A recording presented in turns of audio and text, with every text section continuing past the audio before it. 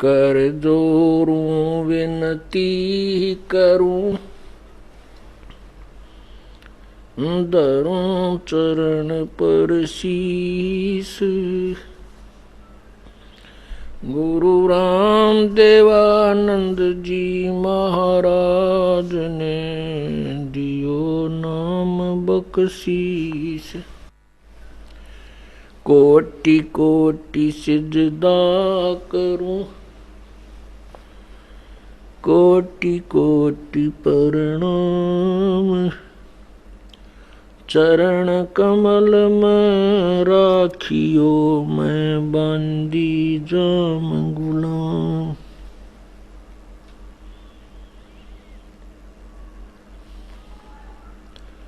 जय इब कै सतगुरु मिले, सब दुख आखूं रो।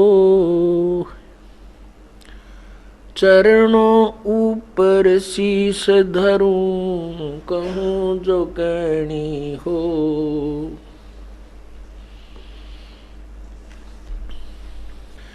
गुरु जी तुम ना भूलियो,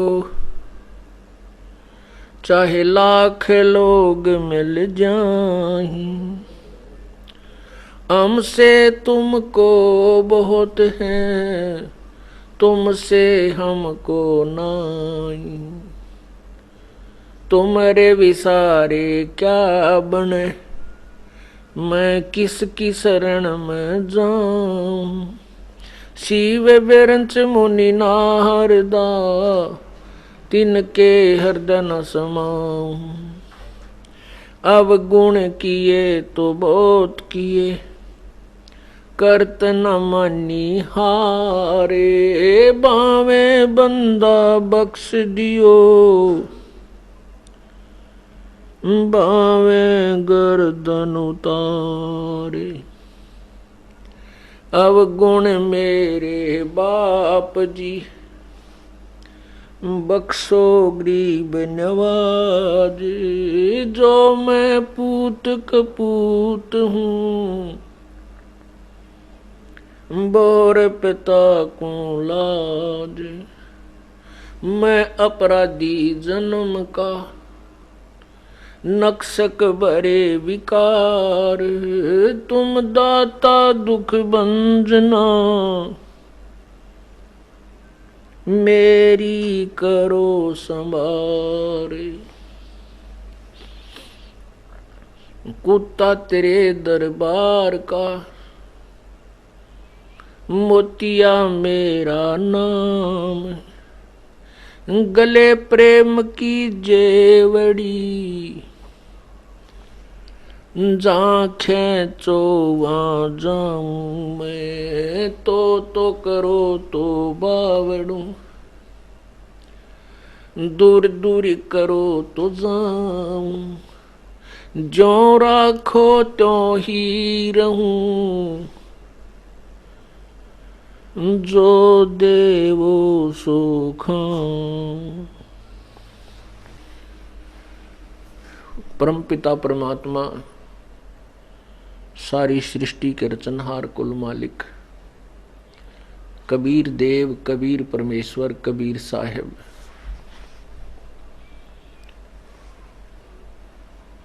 इस काल के लोक में आकर के अपने यथार्थ ज्ञान को, इस तत्व ज्ञान को अपनी पुण्यात्माओं तक पहुंचाया करते हैं। वो प्रत्येक युग में आते हैं। प्रत्येक युग में एक जीवन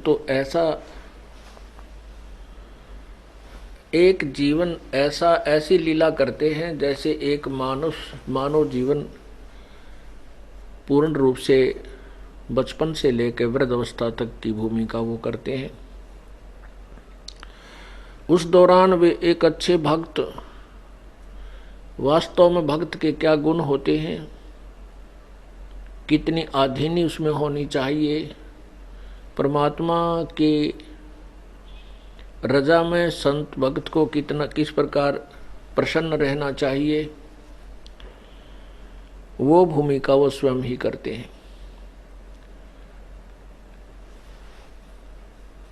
परमात्मा सर्वसमर्थ, सर्व ब्रह्मांडों के पालन करता, सबके रचयिता होते हुए भी एक निर्धन जुलाहे की भूमिका की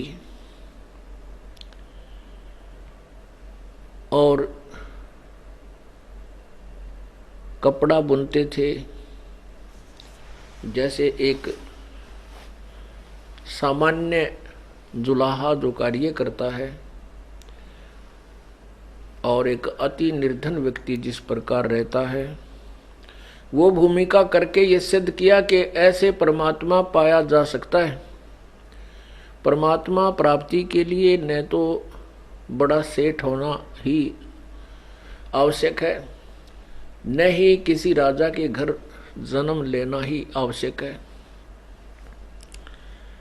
और न ही किसी उच्च, जैसे हम अपने बनाई हुई अपनी अज्ञानता वश हम ऊंची और नीची जातियां जो बना लेते हैं, उन उच्च जातियों में भी जन्म उन ही उच्च जातियों में ही जन्म मात्र से जी परमात्मा प्राप्ति नहीं।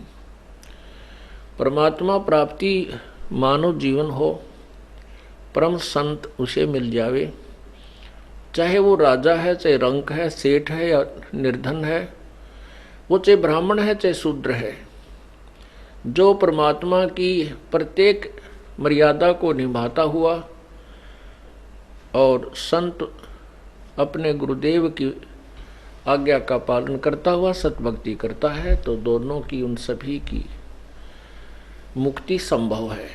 अन्यथा चाहे को कितनी उच्च जाति में उत्पन्न हो, चाहे वो कितनी निम्न जाति में उत्पन्न हो, चाहे कोई सेठ बना हो, चाहे कोई निर्धन हो, परमात्मा प्राप्ति नहीं हो सकती।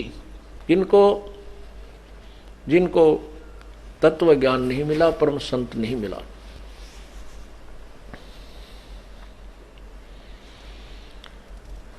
परमेश्वर कबीर देव कबीर जी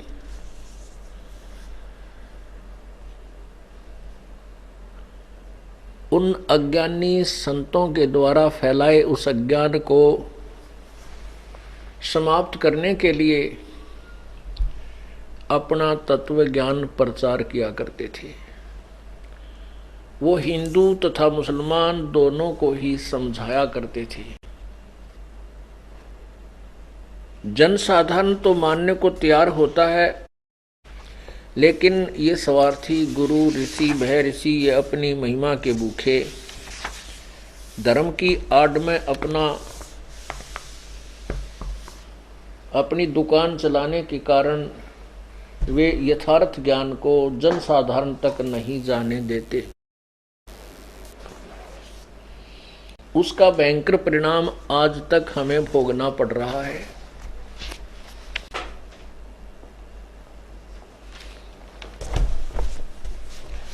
वो परमात्मा आकर के समझाया करते थे कि जो साधना आप जी कर रहे हो वो शास्त्र विरुद्ध है, और शास्त्र विरुद्ध होने से ये आपको हानिकारक है। गीता जी अध्याय नंबर 16 के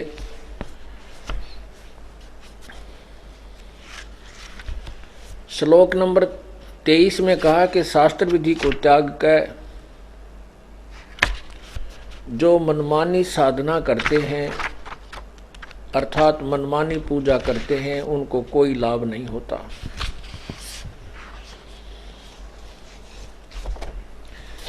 उनको कोई लाभ नहीं होता, उनकी साधना न उनको सुख होता है, न उनको कोई गति होती है, और न ही उनका कोई कार्य सिद्ध होता है।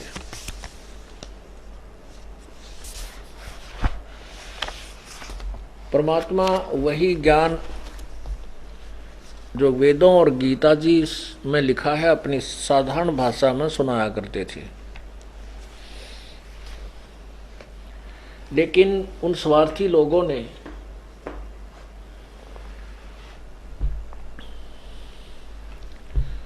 उन गुरुओं ने, मुल्ला और काजियों ने, वो नकली ऋषि और महर्षियों ने, पंडित ब्राह्मणों ने, नकली पंडितों और ब्राह्मणों ने परमात्मा का भयंकर विरोध किया, जनसाधारण को भ्रमित कर दिया कि ये जुलाहा अशिक्षित है, ये झूठ बोलता है। सदग्रंथों में ऐसा कहीं नहीं लिखा है कि पाप कर्म कट जाते हैं, पाप कर्म समाप्त हो जाते हैं तथा प्रारब्ध कर्म भी नष्ट हो जाते हैं। परमात्मा क्या बताते थे कि जो साधनाएं तुम कर और करवा रहे हो ये बहुत हानिकारक है।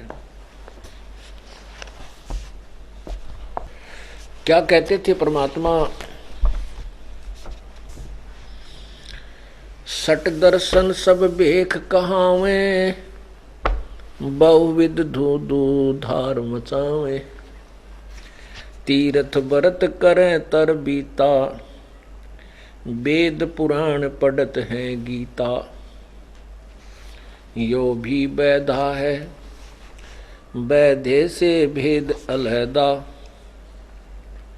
यो भी बैधा। बैधा का अर्थ होता है व्यर्थ, व्यर्थ। परमात्मा कहते हैं गुरु बिन काहू न पाया ज्ञाना, जो थोथा वो छड़े किसाना। जो थोथा भूस छिड़े मूड किसाना। वैसे किसान तो थोथा भूस नहीं छिड़ता, किसान को तो पता होता है। मूड मूर्ख या जिसने शराब पी रखी हो वो बकवाद करे, कितना लाग जा। कहते हैं गुरु बिन काहू न पाया ज्ञाना, जो थोथा भूस छिड़े मूड किसाना। गुरु बिन वेद पढ़े जो प्राणी, समझे न सार रहे अज्ञानी। परमात्मा कह रहे हैं कि सट दर्शन सट भेष कहावे, सट दर्शनी। ये 6 प्रकार के इनके अलग से, जैसे गिरी, पुरी, नाथ, औगड़ आदि, ये 6 वैष्णव, ये 6 प्रकार के इनकी अलग डिवाइड हैं। उपासक हैं ये ब्रह्मा विष्णु महेश, रजगुण ब्रह्मा, सतगुण विष्णु, तमगुण शिव जी के ही। ये वेदों को भी पढ़ते हैं, गीता को भी पढ़ते हैं और उसके विपरीत साधना करते हैं। तीर्थ व्रत करें तर बीता, और वेद पुराण पढ़ते हैं गीता। अब ये गीता का नित्य पाठ भी करते हैं, लेकिन गीता जी में जो कहा है उसके विपरीत साधना करते हैं, तो ये बेहदा है, व्यर्थ है। जैसे गीता जी में कहीं पर भी किसी को व्रत या तीर्थ करने का आदेश नहीं है, बल्कि मनाही है। गीता जी अध्याय नंबर 6 के श्लोक 16 में कहा है कि हे अर्जुन, ये योग, योग माने भक्ति, साधना,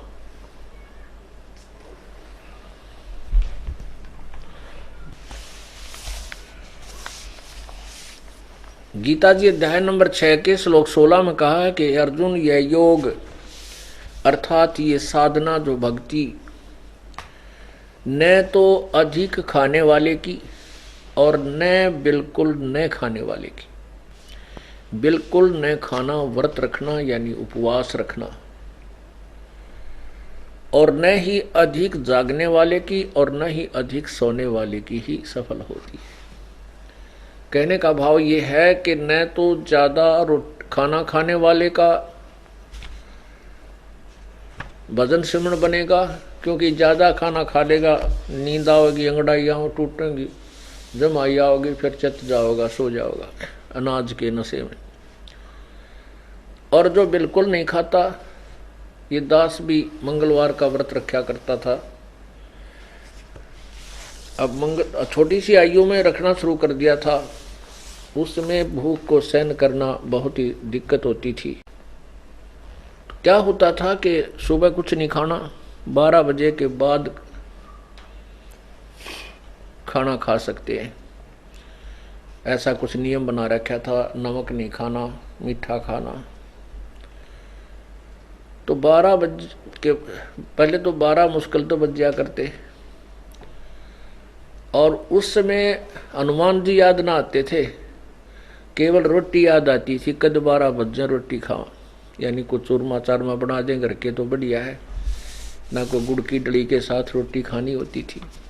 तो कहने का भाव यह कि उस भूखे मरते भगवान याद कमाओ था, रोटी गणी, उस अनाज का यानी खाने का सिमरन गणा होता था।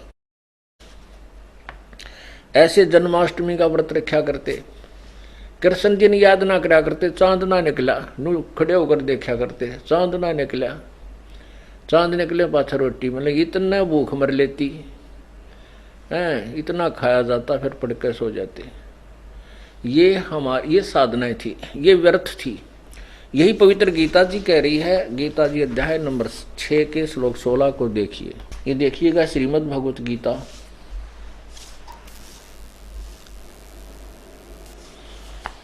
अध्याय नंबर 6 और श्लोक नंबर 16। हे अर्जुन, यह योग अर्थात भक्ति न तो बहुत खाने वाले का और न बिल्कुल न खाने वाले का, तथा न बहुत सैन यानी सोने वाले का स्वभाव वाले का, और न ही सदा जागने वाले का ही सिद्ध होता है।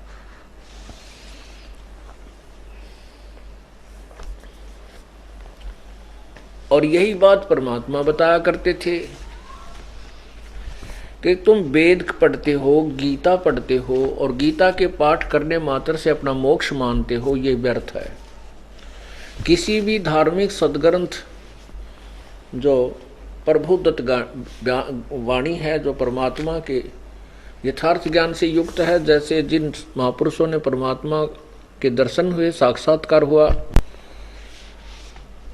उनकी अमृतवाणी आदरणीय धर्मदास साहिब, आदरणीय गरीबदास साहिब, आदरणीय दादू साहिब, आदरणीय मलुकदास जी साहिब, आदरणीय नानक जी साहिब आदि आदि महापुरुषों की वाणी, ये वो वाणी है जो परमात्मा के दर्शन के उपरांत जो बोली गई है। तो उनके वचन में शक्ति होती है, उस वाणी में के पढ़ने से हमें ज्ञान यज्ञ का पुण्य मिलता है, फल मिलता है। ऐसे ही वेद ये परमात्मा के द्वारा दिए हुए हैं और ब्रह्म ने आगे इनका ज्ञान अपने वंशजों को दिया है, ब्रह्मा विष्णु महेश आदि। और ब्रह्म ने ही अर्थात काल ने ही गीता जी का ज्ञान श्री कृष्ण जी में प्रवेश करके बोला है। श्रीमद् भगवत गीता जी और चारों वेद, चारों पवित्र वेद और पवित्र अमृतवाणी उन महापुरुषों की जो अभी जिनके नाम गिनाए, इनके पाठ करने मात्र से केवल एक ज्ञान यज्ञ का फल मिलता है। और यज्ञ क्या होती है? यज्ञ तो इतना काम करती है जैसे खेत में गेहूं बीज दिया और उसमें खाद और पानी जब डाला जाता है तो वो फसल प्रफुल्लित होती है, परिपक्व होती है, उसका लाभ मिलता है। अब कणक बोई नहीं, गेहूं बोया नहीं और खाद और पानी डालते रहे तो क्या मिलेगा? अड़ंगा पैदा हो जाएगा, उसमें कुबाड़ खरपतवार। तो ऐसी साधना हम कर रहे थे और गेहूं के स्थान पर हमने भांग बो दी, अर्थात यथार्थ भक्ति सतनाम ना जाप किया, अन्य जाप करते हैं, उनसे सिद्धियां आ जाती हैं। जैसे किसी भी सदग्रंथ के एक श्लोक की आवर्ती करने से उससे कुछ सिद्धियां आ जाती हैं और ज्ञान यज्ञ का फल मिलता है, बस मोक्ष नहीं। जैसे इन अनाड़ी लोगों ने ब्रह्म गायत्री मंत्र बना रखा था, यजुर्वेद अध्याय नंबर 36 के मंत्र 3 को इन्होंने वेदों में तो देखा नहीं, ऐसे ही किसी इधर उधर से कहीं की ईंट कहीं का रोड़ा इकट्ठा करके और बता दिया कि ये गायत्री मंत्र है। अब यजुर्वेद अध्याय नंबर 36 का 3 जो मंत्र है वो है ओम। ओम नहीं है उसके अंदर अक्षर, भूर भवः स्वः तत्व सवितुर्वरेण्यम भर्गो देवस्य धीमहि धियो यो न प्रचोदयात् है। इसके साथ ओम मंत्र नहीं है, आप देखिए अपनी आंखों से। यह है यजुर्वेद ये महर्षि दयानंद सरस्वती द्वारा अनुवादित, और ये कहाँ से प्रकाशित है? प्रकाशक है सार्वदेशिक आर्य प्रतिनिधि सभा 2/5 महर्षि दयानंद भवन, रामलीला मैदान, नई दिल्ली। इसके प्रश्न नंबर 1155। ये अध्याय है 60 अध्याय 60 तीसरा अध्याय 60 माने 30 6 36वां अध्याय है ये। इसका ये तीसरा मंत्र है, ये वाला, ये तीसरा मंत्र है। इसमें लिखा है, ये तीसरा मंत्र है, ये तीसरा मंत्र है, ये वाला। इसमें लिखा है ओम शब्द नहीं है इसके साथ, बिल्कुल भी ये कहीं भी नहीं है। ये यहाँ केवल भूर्भुवः स्वः तत्सवितुर वरेण्यम भर्गो देवस्य धीमहि धियो यो न प्रचोदयात्। तो इसके साथ, वैसे इसका अनुवाद देख स्वामी जी ने कैसा किया है, आपको अनुवाद दिखा दें कि ये कितने ज्ञानी थे इस महर्षि दयानंद। देख, यही 155 पर ये केवल यहाँ संस्कृत है, यहाँ अनुवाद किया स्वामी जी ने, अनुवाद किया 156 पे। हे मनुष्यों, जैसे हम लोग भू माने कर्मकांड की विद्या, भू माने उपासना कांड की विद्या और सव माने ज्ञान कांड की विद्या को संग्रह पूर्वक पढ़ के, और जो हमारी धारणवती बुद्धियों को प्रेरणा करे, उस कामना के योग्य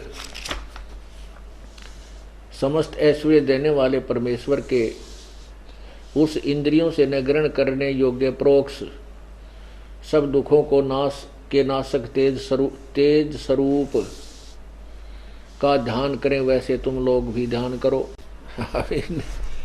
अभी न कित रोए, कहते हैं उस परमात्मा के उस तेज स्वरूप, यानी तेजो में शरीर है उस भगवान का, और उस तेज स्वरूप ध्यान जो इन आँखों से नहीं देखा जाता उसका ध्यान करो। इससे एक तो ये सिद्ध हो गया कि भगवान साकार है और तेजो में शरीर है। इसलिए यजुर्वेद अध्याय नंबर 5 के मंत्र नंबर 1 में 2 बार प्रमाण दिया है कि अग्ने तनुरसी विष्णुवेत्वा सोमस्य तनुरसी। अग्नि माने तेजो में शरीर युक्त परमेश्वर का, तनु माने शरीर, असी माने है, तवा माने उस, विष्णुवे माने सबके पालन करने के लिए, उस सोमस्य माने अमर पुरुष का, तनु माने शरीर, असी माने। सिंपल सा अनुवाद है इसका, बिल्कुल साधारण सा। यहां तो स्वामी जी ने ये अनुवाद किया है यजुर्वेद अध्याय नंबर 36 के 3 का, और सत्यार प्रकाश में कुछ और ही गपोड़ मार रखे हैं, पता नहीं कैसे लिखा है कि ये वहां से लिया, ये वहां से लिया। अब कोई एक इस शब्द को इस परमात्मा की महिमा, कबीर परमेश्वर की महिमा वेद में गाई गई है, 4 वेदों में, और बोलने वाला ब्रह्म है। वो ब्रह्म कह रहा है कि हम भी, मैं और मेरे अनुयायी भी उसी की उपासना करते और तुम भी करो। इससे सिद्ध है कि वो परमात्मा पूर्ण ब्रह्म है, उसकी साधना करो। तो वो परमात्मा की साधना करनी चाहिए, ना कि इस एक मंत्र की आवर्ती यानी रिपीटेशन, बार बार रटना। इससे परमात्मा प्राप्ति नहीं हो सकती। केवल एक ज्ञान यज्ञ का फल मिलता है और कुछ सिद्धियां आ जाती हैं। इसके साथ ओम मंत्र लगाना व्यर्थ है, क्योंकि ओम मंत्र लगाने से हम इसके स्वरूप को बदल देंगे। ओम मंत्र ब्रह्म का है, ये महिमापूर्ण ब्रह्म की है। यदि राष्ट्रपति के आज्ञा, राष्ट्रपति को राष्ट्रपति ना कह करके उसके सामने कोई बोले हे मुख्यमंत्री जी, तो राष्ट्रपति दुखी होगा, प्रसन्न नहीं होगा कि ये मूर्ख है, बुद्धू है, इसने नहीं मेरा, मैं राष्ट्रपति हूँ, मुख्यमंत्री मेरे सामने क्या चीज है। या प्रधानमंत्री जी को कहे मुख्यमंत्री जी तेरी जय जयकार हो, तो एक भी ना सुने उस पागल की। तो ऐसे ही हम इसके, जिसको हम गायत्री मंत्र कहते हैं, ये नहीं है, ये तो वेद यजुर्वेद का 36वें अध्याय का 3रा मंत्र है। इसकी बार बार रिपीटेशन करने से मोक्ष नहीं हो सकता। कुछ सिद्धियां आ जाती हैं, भांग वो दीवा भांग, वो भांग पैदा हो जाती है, सिद्धियां आ जाती हैं। और जैसे खेत में गेहूं ना बो करके खाद और पानी डालते रहे जमीन में, तो उसमें अपने आप घास फूस अड़ंगा पैदा हो जाएगा, लेकिन जीवन दाता गेहूं नहीं होगा। इसी प्रकार यज्ञ का इतना ही फल है, जैसे कोई बीमार है, रोगी है, उसको भयंकर रोग है, ग्लूकोज चढ़ाया जाता है। ग्लूकोज औषधि नहीं है, वो तो शरीर को सपोर्ट देने के लिए, जल की पूर्ति करने के लिए एक लिक्विड बना रखा है, वो भी आवश्यक है भयंकर रोगी को। और साथ में एक वो रोग काटने की औषधि अलग होती है, मेडिसिन अलग है, इंजेक्शन है, कैप्सूल्स हैं, टेबलेट्स हैं, वो रोग काटेंगी। ऐसे ही परमात्मा का जो मंत्र है सतनाम ओम तत्सत, ये 3 मंत्र का जाप, ये तो है रोग काटने की औषधि। और ये यज्ञ धर्म, ये 5 यज्ञ यहाँ की करवाई जाती हैं आपसे। एक यज्ञ है धर्म की, दूसरी यज्ञ है ध्यान, तीसरी यज्ञ हवन की, चौथी यज्ञ प्रणाम, 5वीं यज्ञ ये ज्ञान की है। तो ये एक ग्लूकोज का काम करते हैं। हम दीर्घ रोगी हैं, युगों युगों से हम इस जन्म मृत्यु के रोग से जबरदस्त ग्रस्त हैं। इसके लिए हमने ग्लूकोज पे ग्लूकोज चढ़ानी पड़ेगी, तब हमारा शरीर नष्ट नहीं होगा और फिर हम ट्रीटमेंट कर सकेंगे। कहते हैं धर्म तो धसके नहीं धसके तीनों लोग, और खैरायत में खैर है कीजिए आत्म पोख।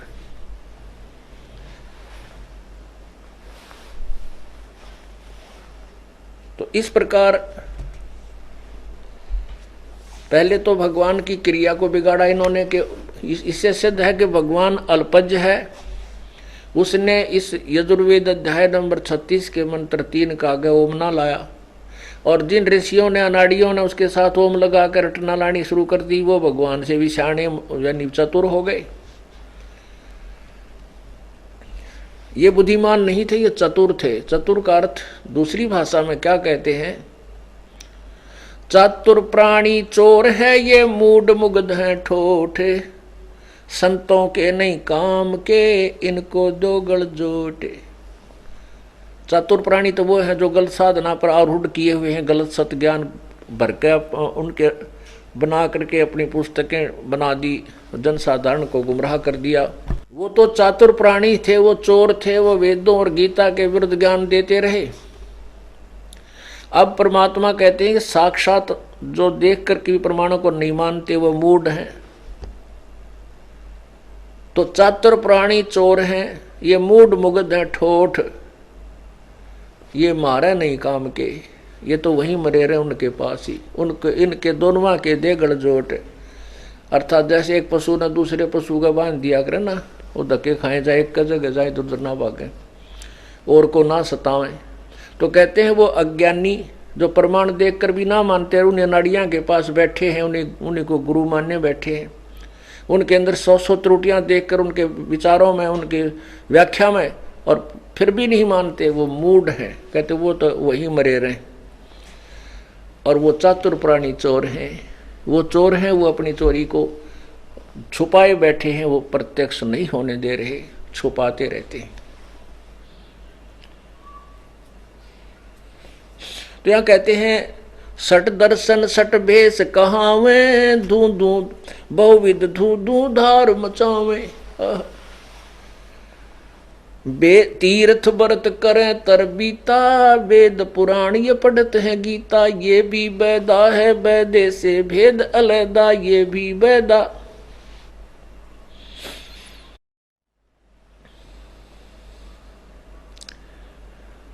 आप सट दर्शन सट भेख कहावें और बहुविध धूं धूं धार मचावे। भक्ति इसे कसूती करते दिखेंगे। कोई तो कति खड़ा होकर बैठता है, कोई ना कोई कोई वर्ष खड़ा रहता है, पैर सूज जाते हैं, तपस्या करते हैं, और कोई बैठा ही रहता है आसन पद्म ला के। कई वर्ष का अभ्यास करते हैं। ये प्राणायाम के माध्यम से हमारे शरीर में प्राणायाम के माध्यम से एक ऐसी व्यवस्था बन जाती है कि शरीर अल्पाहारी हो जाता है, और जो एक हमारी जो नाभि है, सुंडी जिसने कहते हैं नाभि, इसके पास सभी नाड़ियों का एक गुच्छा है, सभी नाड़ियों का ज्वाइंट इसके पास इसमें है, और इसी में एक नाड़ी है, उसको नागनी नाड़ी बताया संतों ने। वो नाड़ी क्या किए हुए है कि इनके जो आकर के सबका समूह वहाँ कनेक्ट होता है, उन सभी नाड़ियों के ऊपर एक नाड़ी और है, वो उनको ऐसे लपेटा लगाए हुए है जैसे स्प्रिंग लगा दिया जाता है। उसके ऐसे 2.5 लपेटे हैं, 2.5, 2 पूरे और तीसरा आधा, और आधा फिर आगे वो ऐसे खड़ा है,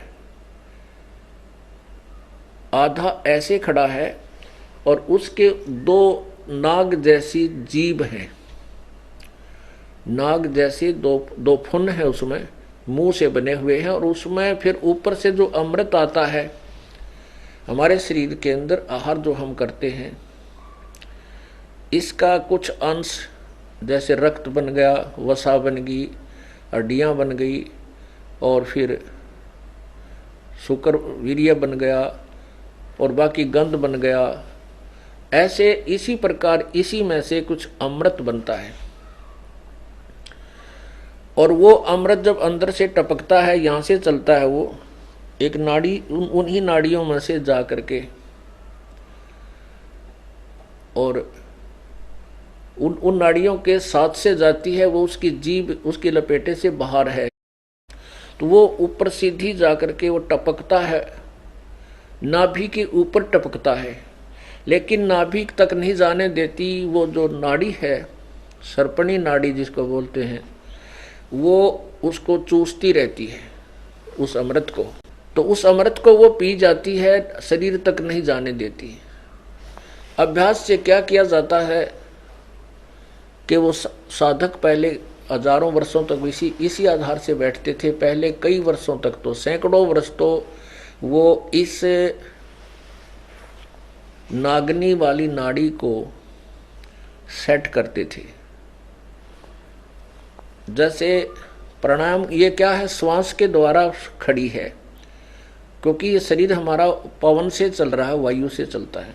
तो जब हम श्वास की क्रिया को कम कर देते हैं, प्राणायाम के माध्यम से श्वास रोकने की अत्यधिक अभ्यास जब हो जाता है, तो वो नाड़ी जो ऐसे खड़ी थी, वो जो ऐसे खड़ी होकर के और उस अमृत को पिया करती थी, वो ऐसे नीचे को मुंह हो जाता है, वो ऐसे लटक जाती है, और अमृत फिर सीधा वहाँ गिरना शुरू हो जाता है नाभि में, और नाभि से वो अमृत एक ही टपका होता है जो पूरे शरीर को कई दिनों तक तृप्त रखता है। वो ऐसा पदार्थ है। तो ये योगी पुरुष ऐसा ही किया करते थे। पहले तो कई वर्षों तक 5, 10, 15 वर्ष जंगल में चले जाते, ये अभ्यास करते, फिर अल्पाहारी हो जाते थे। तो उनको देखकर फिर वो क्या कर सोचते थे कि अब तुम बिल्कुल परिपक्व हो गए हो, तुम्हें भूख की आवश्यकता नहीं, प्यास लगती नहीं। उसी को वो अपनी उपलब्धि मान लेते थे, क्योंकि उनके पास सत्यनाम नहीं था, मोक्ष मंत्र नहीं था, इसलिए वो साधना तो इतनी जबरदस्त करते दिखा करते थे, परंतु वो अपना जीवन बर्बाद करते थे। डेम्ब करें डूंगर चढ़े ये अंतर झीनी झूले, जग जाने बंदगी करें ये बोए सूल बबूले। जैसे एक श्रृंगी ऋषि था, उसने यही अभ्यास किया कई वर्षों तक। फिर वो अयोध्या के जंगल में बिल्कुल निकट से आकर के बैठ गया और सारा दिन मैं एक बार वृक्ष की छाल को ऐसे जीभ लगाता था, सारा दिन तृप्त रहता था। इस बात का ज्ञान वहां के नगर निवासियों को पता हुआ और आंखें नहीं खोलता था वो। तो इस प्रकार देखा कि भाई 1 दिन हो गया, 2 दिन हो गए, 3 दिन हो गए, 10 दिन हो गए, 1 महीना हो गया। लोग छुप छुप कर देखने लगे, ये कहीं रात को खाता तो नहीं है, उठ के कहीं जाता तो नहीं है।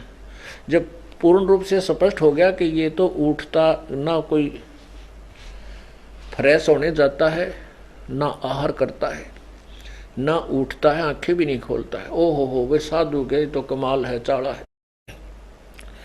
ऐसे नाटककारों की, ऐसे नकली ऋषियों की इतनी महिमा बन गई, सारा नगर देखने जाता है। राजा दशरथ के महल तक भी बात पहुंच गई। उनकी एक लड़की थी जो कौशल्या से उत्पन्न थी, उसके बाद राजा के कोई संतान नहीं थी। बाद में फिर एक पुत्रोष्टि यज्ञ किया गया था, जिसकी आहुति श्रृंगी ऋषि ने ही डाली थी।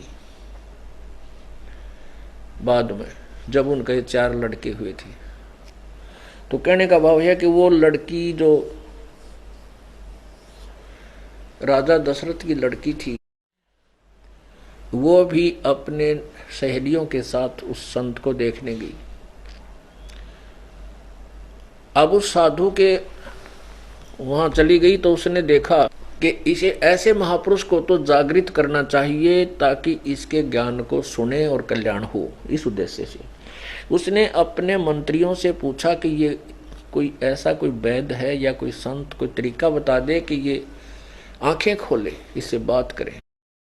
एक वैद्य ने बताया कि जहां ये एक समय जीभ से वृक्ष की छाल को चाटता है, वहां पर जरा सा शहद लगा दीजिए, तो शहद से फिर अंदर गर्मी आती है, अंश चला जाता है।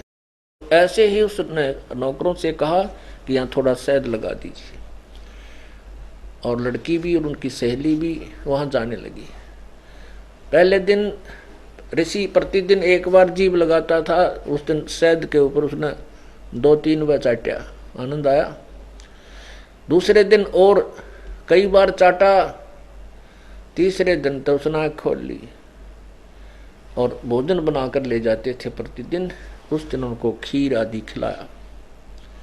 1 हफ्ते के बाद महात्मा जी फिर हो गया तगड़ा, खा खू कर टिकड़ खाकर रोट हो गया ठीक। तब उसे प्रार्थना की कि स्वामी जी, राजा दशरथ से कहा कि ऐसे महापुरुष को तो अपने घर लाना चाहिए, इसके उपदेश सुनने चाहिए। तो वहां उसको ले गए। कुछ दिनों के बाद उस राजा दशरथ की पुत्री और उस श्रृंगी ऋषि का मिलन हो गया। उन्होंने आपस में लव मैरिज कर ली। अब यहाँ बात अड़गी कि भाई हम अक्षत्रिय, ये ब्राह्मण, इसका शादी करा तो हमारी बेइज्जती हो। फिर किसी और राजा को वो गोद दे दी लड़की। कहने का भाव ये है कि इसको आगे ना बढ़ा करके वो श्रृंगी ऋषि जी ने उस लड़की से शादी की, और पहले के दिखाई देता जानो भगवान पा लिया। परमात्मा कहते हैं, उसी का प्रमाण दे रहे हैं कि सट दर्शन सट भेष कहावे, बहुविध धूं धार मचावे। नाना प्रकार से क्रिया करके दिखाते हैं, धूं धार मचा रहे हैं, नहीं डूंडा ठा रहे हैं भक्ति का। वेद पुराण तीर्थ व्रत करें तर बीता, वेद पुराण पढ़ते हैं गीता। ये भी वेदा है, व्यर्थ है।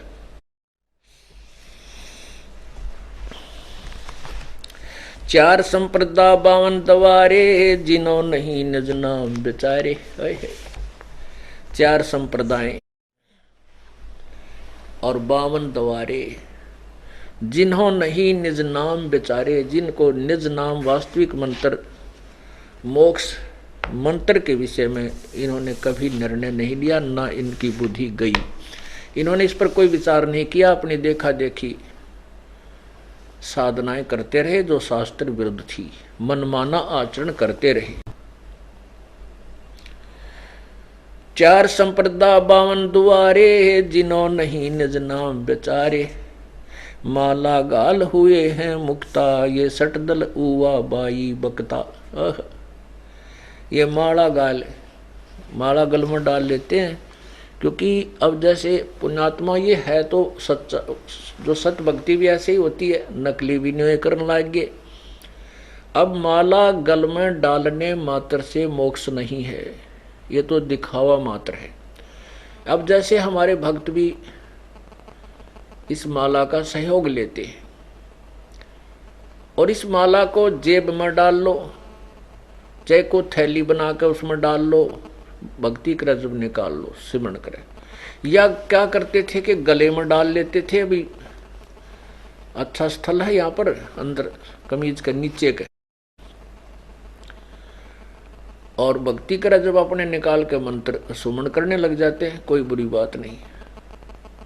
लेकिन जो माला गले में डाले हुए होता था उसको सब भगत मानते थे, संत मानते थे, उसका सत्कार करते थे, उसको प्यार देने लगे। तो फिर नकली लोगों ने वो सत्कार पाने के लिए और रोजी रोटी चलाने के लिए और अपना पैसे ऐंठने के लिए फिर पूजा शुरू होगी उनकी, तो गल में माला गालनी शुरू करती। जिसने एक माला डाल रखी है उसका सब सत्कार करने लगे, उसको संत भगत मानने लगे। ऐसे देखा देखी फिर को दो माला डाल ले, उसका और घना सत्कार होने लग गया फिर तक, क्योंकि बात बिगड़ती चली जाती है, ज्ञान छा जाता है। केवल ये रह जाती है इसने माला पहन रखी है तो भगत है, आज हमारा खाना खाओ, चलते 10 रुपये पूजा दे दो। फिर जिसने 2 गाल ली तो उसने और ज्यादा बढ़िया भगत मानने लगे, जिसने 4 डाल ली उसको और ज्यादा भगत मानने लगे, को हो भगत तो यूं पड़ा 4 माला पहन रहा। अब ये सत्कर मानना ऐसे ही अज्ञान छाता छाता पूरा अंधेरा हो जाता है। तो यहां परमात्मा कहते हैं कि माला गाल हुए हैं मुक्ता, सटदल उवा बाई बकदा है। ये सभी सटदल, ये 4 संप्रदा, यही इन भगवानों के उपासक हैं। ये 4 संप्रदाय, तो इनमें क्या है, ये ब्रह्मा विष्णु महेश के ही उपासक हैं। कोई ब्रह्म तक की साधना वेदों से ओम नाम लेकर के, और साथ में फिर ये हठ योग जो नहीं करना चाहिए इसका भी मिश्रण करके साधना करते हैं। और फिर क्या बताते हैं कि अभी प्रारब्ध लिखा तो भोगना ही पड़ेगा, ये तो कटे नहीं, ये तो दुख तुम्हारा बना ही रहेगा, भक्ति करो। अरे बड़े आदमियों, परमात्मा कहते हैं मासा घटे ना तिल बधे, विद ना लिखे जो लेख, और सच्चा सतगुरु मेठ के ऊपर मारे मेघ। ये तो सत्य है कि उस परमात्मा के लिखे हो लेख को ये ना ब्रह्मा ना विष्णु ना शिव ना ब्रह्म ना परब्रह्म ना ये ऋषि ना संत कोई नहीं मिटा सकते। केवल पूर्ण संत जो पूर्ण परमात्मा का सत्य साधक तत्वदर्शी संत है, वो प्रारब्ध के दुख को मिटा सकता है, काट सकता है।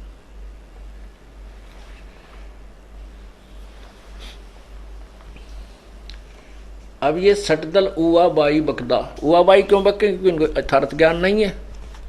ये देखिएगा श्रीमद् देवी भागवत, श्रीमद् देवी भागवत, और ये गीता प्रेस गोरखपुर से प्रकाशित। इसके अनुवादक हैं हनुमान प्रसाद पोदार, चिमन लाल गोस्वामी, और ये गीता प्रेस गोरखपुर से प्रकाशित है।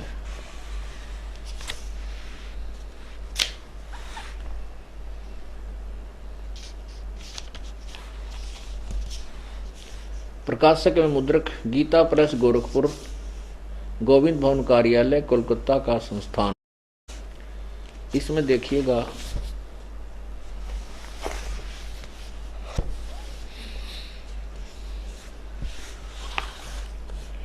व्यास जी कहते हैं, देवराज इंद्र की बात सुनकर बृहस्पति जी उनसे कहने लगे। बृहस्पति कौन है? देवताओं का गुरु। बृहस्पति जी कहने लगे कहने लगे कि प्रारब्ध कर्मों का अभाव बिना भोगे नहीं हो सकता। प्रारब्ध कर्मों का अभाव बिना भोगे नहीं हो सकता, यह स्पष्ट है। आर्य संपूर्ण देवता तुम्हारे सहायक हैं। तुम स्वयं भी बुद्धिमान हो, फिर भी जो होनी है वह होकर ही रहेगी, तुम इसे टाल नहीं सकते। आगे देखिए।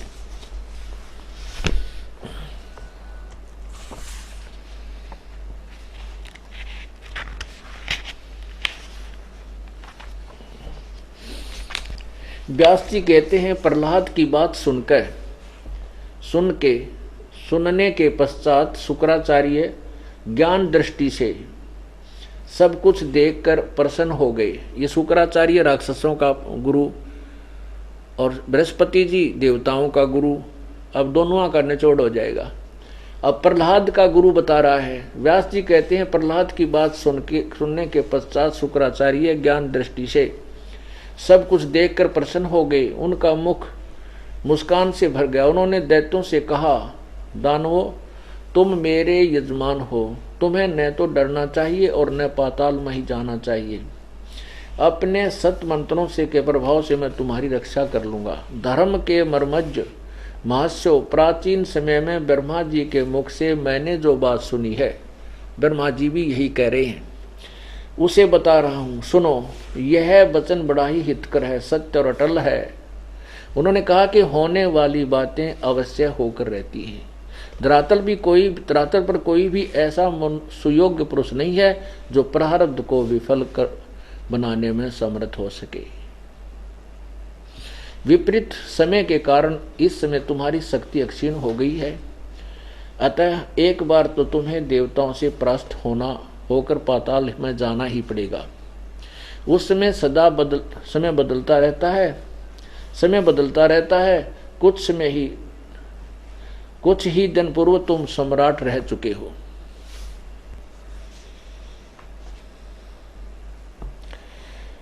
अब इससे एक नहीं कई जगह लिखा है ऐसा।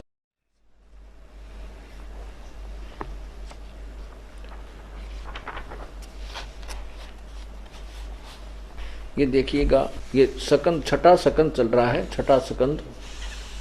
इसमें प्रश्न नंबर 412 पर शरीर धारण कर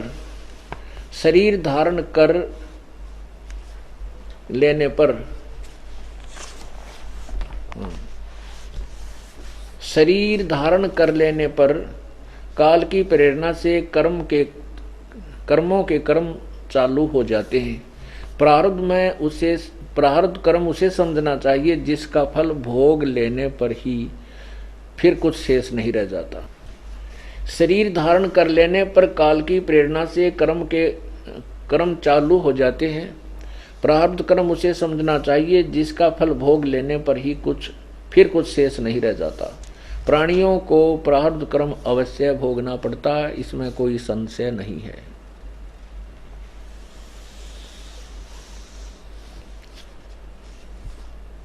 राजन, देवता, मनुष्य सभी को कर्म फल भोगना पड़ता है। कर्म की गति बड़ी गहन है। यह आपने 412 और 13 पर पढ़ा। ये आप 283 पर देखिए। ये सकंद 5वां है, आपको पहले सुना दिया लेकिन प्रश्न नहीं दिखा पाया था मैं। प्रारब्ध कर्मों का अभाव बिना भोगे नहीं हो सकता, यह स्पष्ट है। आर्य संपूर्ण देवता तुम्हारे सहायक हैं, पर तुम स्वयं भी बुद्धिमान हो, फिर भी जो भी होनी है वह स्वयं होकर रहेगी, इसे कोई नहीं टाल सकता, तुम इसे टाल नहीं सकते। ये व्यास जी कह रहे हैं। ये 283 पर आपने देखा। अब 242 पर और दिखाते हैं।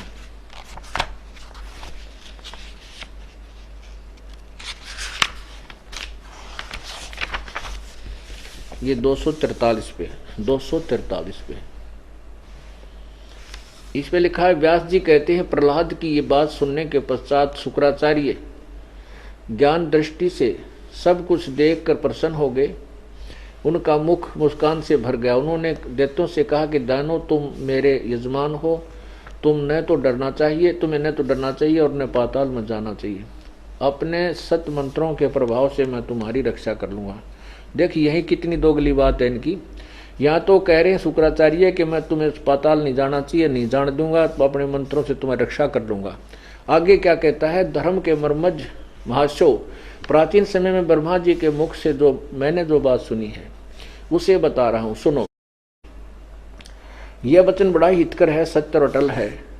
उन्होंने कहा था कि होने वाली बातें अवश्य होकर रहती हैं। धरातल कोई भी ऐसा नहीं सुयोग्य पुरुष नहीं है जो प्रारब्ध को विफल कर बनाने में समर्थ हो सके। ए भगवान, ये सारे भांग पी के बोला करते, ऐसा मत लगे मैंने। ऊपर कह रहा है कि तुम घबराओ मत, तुमने पाताल नहीं जाना चाहिए, मैं तुम्हारी अपने मंत्रों से रक्षा कर दूंगा। ये तय रोजी रोटी अपने साथ लाए रहने के लिए बकवाद, और सच्चाई बता रहा है कि ब्रह्मा की ये बात अटल है, मैंने सुनी थी कि प्रारब्ध कर्म को टाला नहीं जा सकता, तुम पाताल जाओगे। और तेरा गजब हुई। सुनने वाले भी मेरे ख्याल शराब पी के बैठते होंगे उसके पास, तो वैसे तुरंत झूठ बोल रहा है। अब यहाँ क्या है कि हम ये गुरुजन इतने चतुर थे, शिष्यों को बांध दिया करते हैं कि गुरु की बात में कोई विक्षेप नहीं आना चाहिए, गुरु के वचन को मानना। जो सच्चाई तो यही है, मर्यादा यही है, लेकिन नकली गुरुओं पर लागू नहीं होती, उनके आदेश की पालन नहीं करना चाहिए। लेकिन वो बेचारे इतने भयभीत हो जाते हैं कि गुरु जी की बात को हम नहीं समझ सकते, ये क्या कह रहे हैं, यहाँ क्या बोल रहे हैं, आगे क्या बोलेंगे। बस अपना आँख मीच कर जो उन्होंने बता दी, उनसे साधना कर ली, कुछ सिद्धियाँ हो जी, थोड़े बहुत काम सर गए, और फिर काल के जाल में चौकस फंस गए। तो यहाँ क्या बताते हैं, माला घाल हुए हैं मुक्ता, सटदल उआ बाई बकदा। उआ बाई बक्के देख ले। एक तरफ तो कह रहा है कि तुम्हें नहीं जान दूंगा, पाताल नहीं जाना चाहिए, अपने मंत्रों से तुम्हारी रक्षा कर लूंगा। फिर कहता है कि तुम्हें पाताल तो जाना ही पड़ेगा, क्योंकि मैंने ब्रह्मा जी के वचन सुने थे, वो बता रहा हूं। ये सत्य है, अटल है कि प्रारब्ध टल नहीं सकता।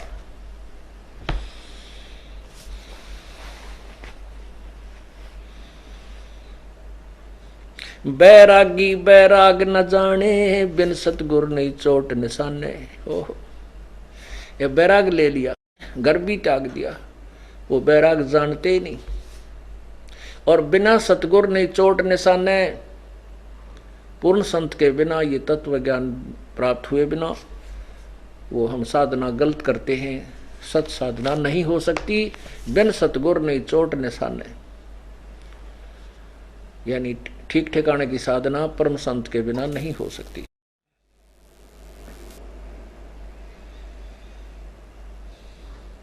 बैरागी बैराग न जाने, बिन सतगुर नहीं चोट निशाने।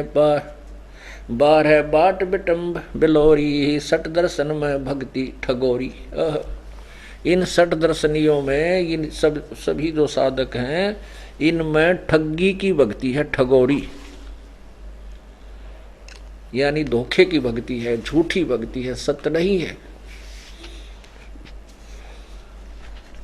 सन्यासी 10 नाम कहावे, 10 नामी सन्यासी होते हैं। सन्यासी 10 नाम कहावे, शिव शिव करे न संशय जावे। निर्वाणी निकच्छ निसारा, भूल गए हैं वो ब्रह्म द्वारा। ये सन्यासी 10 नामी जो सन्यासी हैं, ये सन्यासी कहते हैं, 10 नामी कहलाते हैं। सन्यासी 10 नाम कहावे, शिव शिव करे न संशय जावे।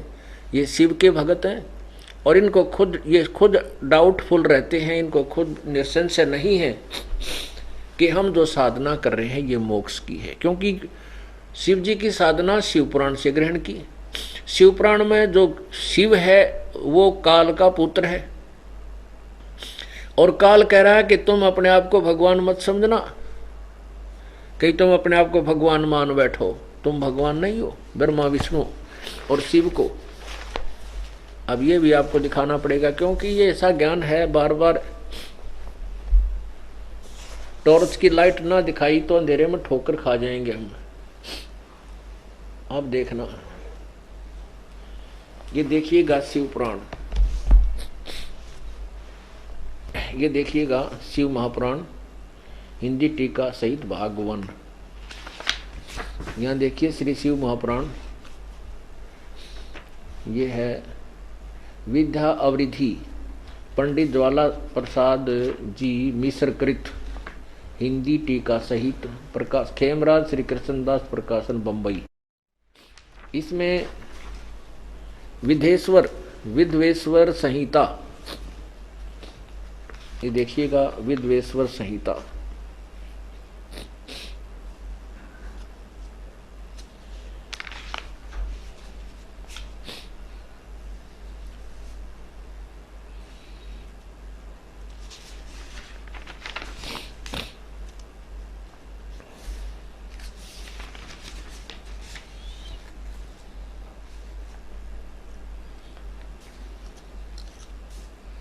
ये देखिएगा विद्वेश्वर संहिता, ये है विद्वेश्वर संहिता, ये है विद्वेश्वर संहिता अध्याय 9 और प्रश्न नंबर 18 देखो।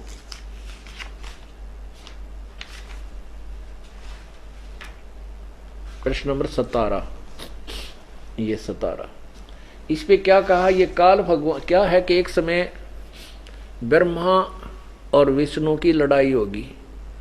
किस बात पर होगी? ब्रह्मा कहता मैं तेरा बाप, विष्णु जी कहता मैं तेरा बाप। इसी में है ये सारा विवरण। एक समय विष्णु जी, ये देखना, यह शिव पुराण विद्वेश्वर संहिता, विद्वेश्वर संहिता अध्याय 6 में लिखा है।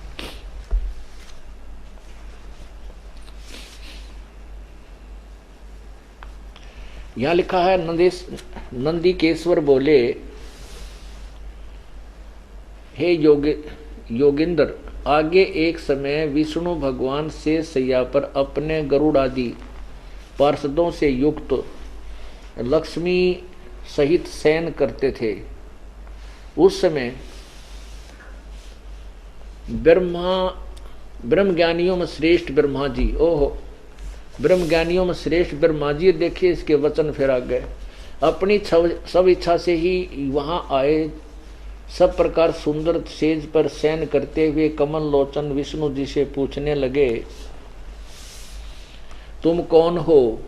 देखो यहाँ तो ब्रह्म ज्ञानी कह रहा है, इसने ना बेरा यू कौन है, नो कह तुम कौन हो जो मुझे देखकर अभिमानी पुरुष के समान शयन करते हो? हे वत्स, हे बेटा, उठो, देखो मैं तुम्हारा स्वामी यानी मालिक आया हूँ। आए हुए गुरु को देखकर जो अभिमान करता है उस द्रोही मूड का प्रायश्चित होना चाहिए, उचित है। यह सुनकर विष्णु जी के अंतर में क्रोध हुआ, परंतु बाहर से शांत रहे और बोले, वत्स, हे बेटा, तुम्हारा मंगल हो, बैठो, इस आसन पर विराजो। इसमें तुम्हारा नेत्र कुटिल और मुख वक्र क्यों हो गया? बांगा मुंह क्यों कर रहा है तुम? ब्रह्मा जी बोले, हे बेटा वत्स विष्णु, हे बेटा विष्णु, तुमको समय के प्रभाव से अभिमान है। हे पुत्र, मैं तुम्हारा रक्षक और जगत का पिता मैं हूँ। विष्णु जी बोले, यह तो सब जगत मुझ में सतीत है, तुम चोर के समान किस प्रकार अपना कहते हो? इस प्रकार तो इनका झगड़ा हो गया। तो कहते हैं ये लड़न मरने तैयार हो गए। ये हमारे भगवान थे जिनकी हम पूजा किया करते थे, हम इनकी पूजा करा करते, ये हमारे भगवान थे। जैसे तीसरी कक्षा के बालक लड़ा करें, मैं तेरा बाप, उन्होंने मैं तेरा बाप, वो उसका गला पकड़े, दे मुक्का, फिर टीचर छुटावे कर दूसरे बालक छुटाया करें। ये बालका की तरह लड़े। ब्रह्मज्ञानी कह रहे हैं ये ब्रह्मज्ञानियों में महान, यहाँ के इसे ब्रह्मज्ञानी। ओए होए पुण्यात्माओं, जब आप सत्य से परिचित हो गए तो आप रोगे बैठ करके उन नकली ऋषियों, संतों, गुरुओं, ब्राह्मणों को, मुल्ला और काजियों को, जिन्होंने काल के दूत का पक्का रोल कर रखा है। यही सदग्रंथ पुराणों पर हम आश्रित थे। पुराणों के विषय में क्या लिखा, सच्चाई हमारे तक पहुंचाई नहीं तो वह गुरु नहीं थे। अब देखना 70वें अध्याय में उसी के सिलसिले में नंदीकेश्वर बोले, इस प्रकार भगवान ने, अब ब्रह्म का रोल शुरू हो गया, भगवान ने उन नम्र हुए ब्रह्मा और विष्णु पर अनुग्रह कृपा करके उनके युद्ध में जो परस्पर उनकी सेना मारी गई थी उसको अपनी शक्ति से जीवा कर उठाया। तो काल कहता, मेरे सकल और निष्कल भेद से दो रूप हैं, परंतु और ईश्वर नहीं, इस कारण उनके दो रूप नहीं हो सकते। पहला सतम रूप और दूसरा पीछे मूर्तिमान रूप धारण किया। यो नंदीकेश्वर यानी वो बैल बोल रहा है। इसमें ब्रह्म रूप निष्फल या निष्कल है, ब्रह्म रूप निष्कल है और ईश्वर रूप सगुण है। मेरे ये दोनों रूप सिद्ध हैं, दूसरे किसी के नहीं। वो काल बोल रहा है और नंदीकेश्वर बता रहा है, हो सकते हैं इस कारण से तुम दोनों को अथवा दूसरों को ईश्वर तव की प्राप्ति नहीं हो सकती। तुमने जो अज्ञानता से अपने को ईश माना, भगवान मान लिया, यह बड़ा ही अद्भुत हुआ। इसके दूर करने को ही मैं रणस्थान में आया हूँ। अब तुम अपना अभिमान त्याग कर मुझ ईश्वर में अपनी बुद्धि लगाओ। मेरे प्रसाद से लोक में सब पदार्थ प्राप्त होते हैं, प्रकाश करते हैं। अब आगे देखना, अब यहां विचलित हो जाते हैं। हे पुत्रो, ये 18 नंबर पृष्ठ पर कहता है, हे पुत्रो, ये 18 नंबर पृष्ठ है, ये 18 शिवपुराण और विद्वेश्वर संहिता 1 अध्याय 10। वो काल बोल रहा है, ब्रह्म महाशिव सदाशिव, हे पुत्रो, यह कृत आपने तप से प्राप्त किया है जो कि सृष्टि की उत्पत्ति और पालन कहता है। दोनों ब्रह्मा विष्णु महेश को कहते हैं, तुमने अपने तप करके, हे पुत्रो, यह कृत आपने तप से प्राप्त किया है जो कि सृष्टि की उत्पत्ति और पालन कहता है, सो मैंने प्रसन्न होकर तुम्हें दिया है। इसी प्रकार से दूसरे दो कृत रुद्र और महेश को प्रदान किए हैं, परंतु अनुग्रह कृत कोई भी पाने को समर्थ नहीं है। परमात्मा कहते हैं, ये 10 नामी सन्यासी 10 नाम कहावे हैं, शिव शिव करे न संशय जावे। यूं भगवान शिव जी जय शिव जी की जय बोले की कहते रट्टे लगाओ, इन्हें अपनी बेरायु के, क्योंकि विष्णु शिव पुराण को पढ़ते हैं ये। और जिसने ये चैप्टर भी पढ़ा होगा जो शिव जी पुराण पढ़ते हैं, तो इससे क्या निर्णय लेंगे वह कि इस महेश से ऊपर कोई और है, वो भगवान है, ये भगवान नहीं। फिर भी नहीं होगा जय हो बोले कि इन्हें मेरा तुम कह क्या रहे हो और इनकी हिस्ट्री क्या बता रही है। तो परमात्मा कबीर परमेश्वर जी यही तत्वज्ञान जो दास आपके समक्ष प्रत्यक्ष कर रहा है, यही बताया करते थे। 10 सन्यासी 10 नाम कहावे, शिव शिव करे न संशय जावे। निर्वाणी निकच निसारा, भूल गए हैं ब्रह्म द्वारा। ये ब्रह्म तक भी ना पहुंचते, ये इन्हीं मोड़ज पड़ोज हो जाते हैं। सुन सन्यासी कुल कर्मनासी, भगवे प्योंदी भूले धोंदी, छल छिद्र की भक्ति न कीजय, आगे जवाब कहो क्या दीजय। सुन सन्यासी कुल कर्मनासी, सभी कर्मों के नाश करे बैठे हैं या अपने जन्म को बगाड़े बैठे हैं, नष्ट करे बैठे हैं। भगवे प्योंदी और भूले धोंदी, कहते हैं भगवा वस्त्र पहन कर ये अपने ऊपर जैसे कलम चढ़ाते हैं ना, प्योन चढ़ा देते हैं कलम एक पौधे पर, कहते हैं ये बढ़ते गए भगत तय। क्योंकि जैसे एक पौधे में किसी फल में इम्प्रूवमेंट करते हैं तो उसका कलम चढ़ाते हैं और उस कलम चढ़ाने से वो अच्छे फल देने लग जाता है। कहते हैं वो चढ़ा रहे हैं कलम अपनी तरफ से थे कि हम साधु बन गए। भगत से एक सिंपल मैन से लाल कपड़े पहन कर जटा वटा रखा के उन्हें प्योंद तो चढ़ा ली कि हम संत बन गए लेकिन वह प्योंद कीकर की चढ़ा रहे हो, आंख कह कीकर की डोम चढ़ा दी। कहते हैं सुन सन्यासी कुल क्रमनासी, भग में प्योंदी भूले धोंदी, छल छिद्र की भक्ति ना कीजय, आगे जवाब कहो क्या दीजय। ये भी बैदा है बैदे से भेद अलहदा, यो भी बैदा। अपरमात्मा ये सभी ज्ञान सुनाया करते थे और भोली आत्मा परमात्मा की तरफ में उसी दिन से भटक रही है जब से भगवान से दूर हुई है, क्योंकि उसको यहाँ आने के बाद इसको पता चल गया कि तू गलत फंस गई। और परमात्मा एक ऐसी शक्ति है, ऐसी कोई प्रबल शक्ति है, वो हमें सुख दे सकता है, हमारे दुखों का निवारण कर सकता है। लेकिन इस काल ने अज्ञान के माध्यम से अपने नकली संतों ऋषियों और गुरु बना करके नकली भेज दिए। इन्होंने भगवान की महिमा ही, उनकी जो थ्योरी बदल दी, उनकी स्टेटमेंट, उसकी महिमा का गुणगान उल्टा कर दिया कि परमात्मा प्रारब्ध कर्म नहीं काट सकता, परमात्मा पाप कर्म नहीं काट सकता, क्योंकि पाप कर्म से ही तो दुख है। जैसे दवाई से रोग नष्ट नहीं हो सकता, तो क्या वो वैध हो सकता है? नहीं हो सकता। दवाई से रोग कटता है, इसलिए दवाई खाई जाती है। तो कहने का भाव ये है, परमात्मा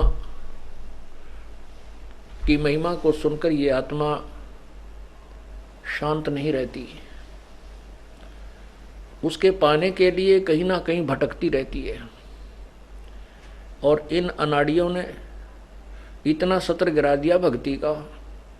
एक समय काशी में, बनारस में इन स्वार्थी गुरुओं ने, हिंदू धर्म के गुरुओं ने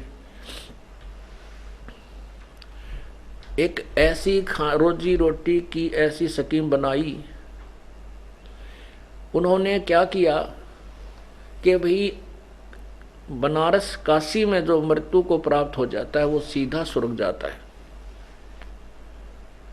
और ये कहा कि मगहर जो मरता है, क्यों मगहर के में मुसलमान ज्यादा थे,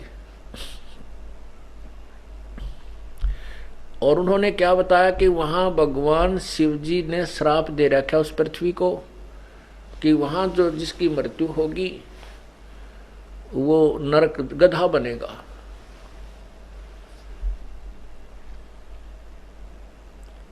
तो इस तरह की धारणा गुरुओं की मुख से सुनकर प्रत्येक व्यक्ति, हिंदू समाज प्रभावित हो गया कि भी संत हैं, ऋषि हैं, गुरु हैं, ब्राह्मण हैं, पंडित हैं, ये वेदों को पढ़ते हैं और ये सही करें। तो उन श्रद्धालुओं ने क्या सोचा कि भी हमारे पिताजी की मृत्यु, माताजी की मृत्यु तो होनी है, इसको अपने गुरुदेव के पास कुछ दिन अंत समय में 1 वर्ष या 2 वर्ष वहां छोड़ देते हैं, ताकि हमारे माता पिता की गति हो जाए, हमारे माता पिता स्वर्ग प्राप्ति कर सकें। इस कारण से वो अपने अपने अक्षेत्र के ब्राह्मणों के पास बनारस में जाकर के प्रार्थना करने लगे कि हे गुरुदेव, मेरे माता पिताजी बहुत वृद्ध हो चुके हैं, हम चाहते हैं कि यहाँ बनारस में उनको कोई व्यवस्था करके कोई मकान किराए पर लेकर यहाँ छोड़ दें, और वो आपके मंगल वचन भी सुनते रहा करेंगे और यहाँ मृत्यु को प्राप्त हो जाएंगे, तो इनका कल्याण हो जाएगा। तो उन ब्राह्मण लोगों ने सोचा, भाई क्यों ना हम इनको स्वयं ही अपने घर पर रख लिया, उनका जो महीने का पैसा होगा वो भी हमें मिलेगा और ये मौज हो जाएगी। तो ऐसी व्यवस्था सेठ लोग ही कर सकते हैं, निर्धन व्यक्ति तो बहुत ही कम ध्यान देता है इस तरफ, क्योंकि उसके पास इतना जुगाड़ नहीं होता। फिर भी कुछ दिनों तक तो मामला ठीक चला। उन ब्राह्मणों ने, उन नकली गुरुओं ने कहा कि बच्चा तुम हमारे पास ही छोड़ दो, हम यहाँ रख लेंगे और जो देना हो दे देना हमारे को। तो कौन ना दे अपने माता पिता के लिए खर्चा, वो पैसे उनको देने लगे, उनकी मौज होगी। कुछ दिनों में ऐसी रिवाज पड़ी, ऐसी जो है ना एक सब पूरे हिंदू समाज में एक ऐसी धारणा बन गई, अपने अपने माता पिता को अपने अपने गुरुओं ब्राह्मणों के पास छोड़ने लाएंगे। और बनारस काशी के अंदर उन गुरुओं के घर में जगह कौन रही।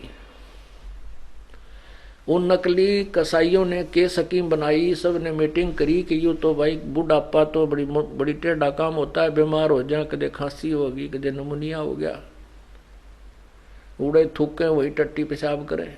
जब तो उन लालचिया ने पैसे के लालच में वह बला मोल ले ली। फिर उन्हें सोची है तो बहुत बात बिगड़ गई। अब बुढ़ा आदमी तो घर में बड़ी मुश्किल से उसकी सेवा हो पाती है, और वो नन्हे बुढ़े इकट्ठे कर लिए लालच में। तो उन्होंने स्कीम बनाई कि एक काम करें, श्रद्धालुओं की श्रद्धा का, ब्लाइंड फेथ का, अंधविश्वास का फायदा उठाया, क्योंकि भगवान की प्राप्ति में अंधविश्वास चलता है। अंधविश्वास माने ब्लाइंड फेथ, अटूट विश्वास अपने गुरुदेव के वचन और क्रिया पर, तभी भक्ति कर सकेंगे। आपके मन में शंका रहती रहेगी तो भक्ति नहीं कर सकोगे। आज भी वही है। अब आपको ज्ञान बताया जा रहा है, ज्ञान के बाद आप कति निरसंशय हो जाओगे। फिर आपने एक एक वचन पर इस दास के विश्वास, ब्लाइंड फेथ करना चाहिए, तब आप आगे बढ़ पाओगे। ऐसा ही है। लेकिन उन्होंने इस नियम का नाजायज फायदा उठाया, मिसयूज किया। उन्होंने स्कीम बना ली सारे ब्राह्मणों ने। अब ब्राह्मण तो नहीं कह सकते वो उन गुरुओं को, क्योंकि ब्राह्मणी से काम नहीं कर सकता, वो तो लालची लोग थे, डफरमैन जिनको कह सकते, नालायक। उन्होंने क्या स्कीम बनाई कि एक गंगा के किनारे एक ऐसा एक ऐसा वो बनाया गुफा सी, और उसमें जब गंगा के बिल्कुल जल के साथ ही, साथ वाली पैड़ी बिल्कुल गंगा जल चल रहा है, उसमें एक गुफा बनाई, और उस गुफा में एक करौंत लगा दिया जो लकड़ी काटने का हाथ से, आपने देखा होगा, 8, 9, 10 फुट लंबा, और लंबे लंबे उसके दांत रेसे हुआ कर। फिर एक जना इधर बैठ जाए, एक जना उधर बैठ के, और लकड़ी काटते हैं नो, पूरे मोटे किक्कर के पेड़ को भी काट डालते हैं उससे। वो करौंत कहलाता है, लोहे का। वो क्या किया कि ऐसे आर्च टाइप बना दिया वो मकान ऐसे, और उसमें ऊपर उस करौंत को छुपा दिया। उसके दोनों हैंडलों को लंबे रस्से बांध के अंडरग्राउंड पाइप गाल के ले गए, और दूर कंट्रोलर बना दिए ऐसे 100 फुट की दूरी पर जहाड़बोझ डैम में। तो उन्होंने क्या स्कीम बनाई, एक और भ्रमणा फैला दी बाई, जिनको जल्दी स्वर्ग जाना है, परमात्मा की तरफ से एक करौंत आता है, और वो करौंत गर्दन काट देता है। गर्दन काट देने से वो सीधा स्वर्ग चला जाता है। अब वो बूढ़े बुजुर्ग भी बड़े दुखी हो लेते हैं बुढ़ापे में, और परमात्मा के लिए शीश तो बहुत सिंपल सा, क्योंकि शरीर अंत आ गया, शरीर शीश तो जाना ही है। तो भगवान के लिए अगर शीश अब दे दिया जाए शीघ्र जाने के लिए, इस बुढ़ापे तो अच्छा तो मृत्यु आपा मांगन लाग जाया कर। बुढ़ापे में इंसान जब घना दुखी हो जाए, रोग राग तो सभी उनके माता पिता ने अपने अपने पुत्रों से कहा कि बेटा हमने जाना तो है ही, और गुरुदेव कह रहे हैं कि भगवान की तरफ से एक ऐसा करौंत आता है और वो गर्दन छेदन कर देता है और गति हो जाती है। उसके लिए एक एक्स्ट्रा चार्ज और रख दिया, 5 रुपया 10 रुपये प्रति मेंबर। अब माता पिता को वैसे तो बच्चे नहीं कहते, लेकिन माता पिता की मुक्ति के लिए तो जो कुछ कहे वो करने को तैयार हो गए। प्रति महीने 1 रुपये का 2 रुपये खर्च था, और वो 10 रुपये रख दिए उन्होंने। उन्हें सोची कि मेरा 2 साल में मरे पिताजी, 10 साल में मरे। इस तरह भी कुछ इकोनॉमिकली भी सोच कर ली उन्होंने। पता था उन गुरुओं को, नकलियों को, कि ऐसे काम से ही चलेगा। तो उन्होंने फिर वो स्कीम अपना ली। सभी श्रद्धालु कहने लगे ठीक है जी 10 रुपये। वो माता पिता भी कहने लगे बेटा करवा दो कल्याण हमारा। वो माता पिता की गति कराने के लिए, उनकी गर्दन, उनका हत्या कराने के लिए 10-10 रुपये और देने लगे। वो क्या करते थे, वहां ले जाते, उनको कहते आंखें बंद कर लो भाई, देखना नहीं, आंखें बंद कर लो। और फिर वो क्या करते, हे भगवान ये आपके बच्चे, आपकी आत्मा आपके पास आ रही है, इनको स्वीकार करो। वो जोर तो आवाज मारते मोटे पेटाड़े, तो उनके वो कंट्रोलर थे, वहां से वो रस्से ढीले कर देते और वो करो तो एकदम ऊपर से आता, गद दे उनकी गर्दन कड़च कर देता और फिर वापस चला जाता। भाई देख लो वो गया 1 मिनट में वापस, सेकंड में वापस। ओहो, और उनको नो के नो गंगा में बहा देते सबको, ना लाकड़ी का खर्चा ना कुछ और, ऐसा सिस्टम बना दिया। परमात्मा कहा करते कि भाई सत भक्ति करने वाला चाहे मगहर मरो चाहे बनारस मरो, वो अपने इष्ट धाम को जाएगा जिसकी वो पूजा करता है। और जो सच्ची, जो तुम ड्रामाबाजी कर रहे हो, साधना ठीक करते नहीं हो, तो ऐसे व्यक्ति चाहे मगहर मरे चाहे काशी, वो नरक में ही जाते हैं, वो गधे ही बनते हैं, उनका मोक्ष नहीं हो सकता। परमात्मा ने कहा कि हे मूर्खो, तुम इन भोली भोली आत्माओं को बर्बाद मत करो। परमात्मा ने कहा कि मैं मगहर में प्राण त्यागूंगा, डंडोरा पिटवा दिया। और भाई देखना मैं स्वर्ग जाऊंगा या स्वर्ग से भी आगे जाऊंगा, मैं स्वर्ग से भी आगे जाऊंगा। और उनको कह दिया कि अपने गुरुओं को कह दे, पत्थरी अपने सारे जंतर मंतर, वो जन्म पत्रियां और वो सारे पत्थरी पोते वो सब लेकर आ जाए, अपने ला लेंगे अटकल में किस मुहूर्त में कहाँ जाया करता और मैं कहाँ जा रहा हूँ।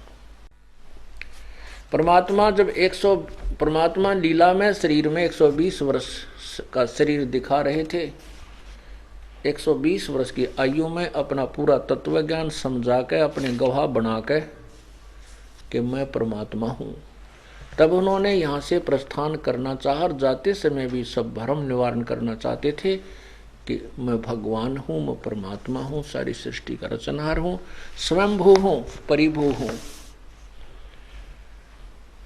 तो वहां से चल पड़े।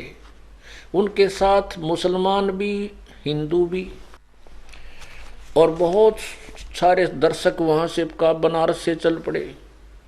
वहां से पैदल चले वो 3 दिन में काशी से मगहर पहुंचे। काशी से मगहर लगभग 200-250 किलोमीटर दूर है। ये दास वहां जाके आया, देख कर स्थान को। तो वहां जब परमात्मा पहुंच गए, उधर से मगहर रियासत का राजा नवाब बिजली खां पठान था। बिजली खान पठान का नवाब था, वो मुसलमान था और परमात्मा का शिष्य हो गया था। एक बहुत जबरदस्त मालिक ने उनके ऊपर रहम किया था।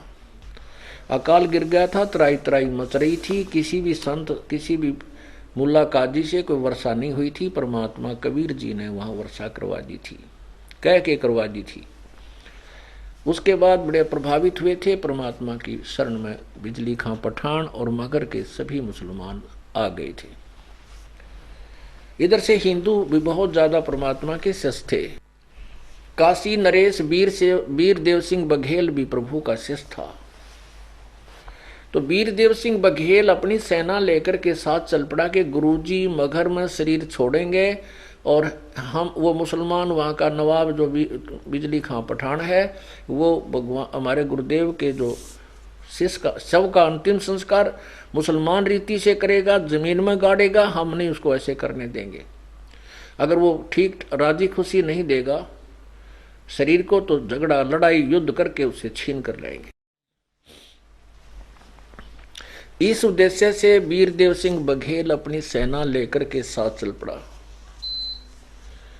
वहाँ बिजली खां पठान को पता चला कि सतगुरु आ रहे हैं और उनके साथ बहुत से व्यक्ति भी आ रहे हैं, तो सबके खाने पीने और वहाँ रहने की व्यवस्था, पानी की व्यवस्था करवाई। वहाँ पर एक आमी नदी बह रही थी, लेकिन उस समय वो सूख गई थी। कहते हैं भगवान शिव ने वहाँ श्राप दे रखा था कि इस नदी में कभी पानी नहीं चलेगा, ऐसी कोई कहानी होगी थी। और साथ में ये भी श्राप दे रखा था कि यहाँ के मगर में कोई भी जल मीठा नहीं होगा।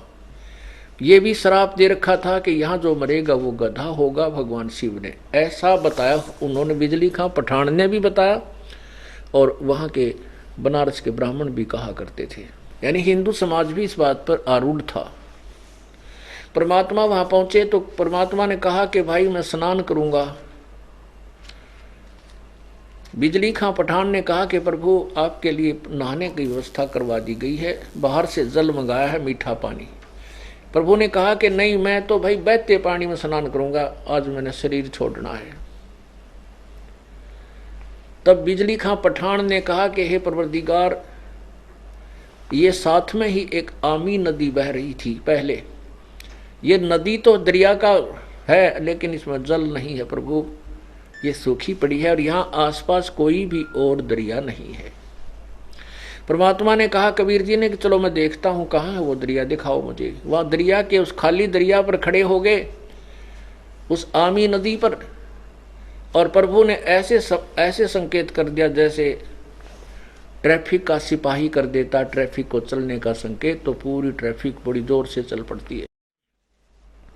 ऐसे परमात्मा ने यूं किया हाथ से संकेत, एकदम आमी नदी बहुत कुछ दूरी पर ऐसा जैसे बम फटा कर इतनी आवाज हुई, और वहां से अपने आप दरिया भर करके पानी निकल करके पानी जमीन से बाहर और दरिया भर के चल पड़ा। बहुत सुंदर निर्मल जल। बोलो सतगुरुदेव। वो आमी नदी आज भी विद्यमान है। ये दास अपने सैकड़ों सेवकों के साथ 3 बार देख कर आया, अभी उसमें जल चल रहा है।